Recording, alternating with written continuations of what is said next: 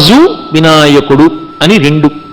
ఇందులో తత్వత ఆరాధన క్రమం దగ్గరికి వచ్చేటప్పటికి మాత్రం ఒక్కొక్క దేవాలయంలో రెండు మూర్తులు ఉంటాయి, విఘ్నేశ్వర మూర్తులు. రెండు మూర్తులు ఉంటే ఒకడు విఘ్నరాజు అంటే ఒకడు విఘ్నకర్త, ఒకడు విఘ్నహర్త.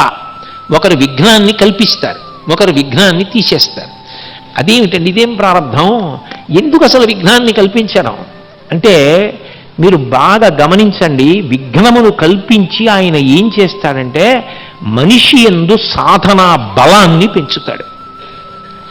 అనితర సాధ్యమైన కార్యాన్ని ఎన్నో కష్టాలకి ఓర్చి ఎన్ని మాటలు వెనకపడిపోయినా మళ్ళీ మళ్ళీ ప్రయత్నం చేసి సాధించిన కార్యం ఏముంటుందో అది సాధించిన నాడు ఉండేటటువంటి సంతృప్తి. చిన్న చిన్న పనులు మీరు అనుకున్నట్టు చేసి ఒక పని చెయ్యలేనప్పుడు చతికిల పడిపోయి వదిలేస్తే ఎలా కీర్తివంతుడవుతాడు?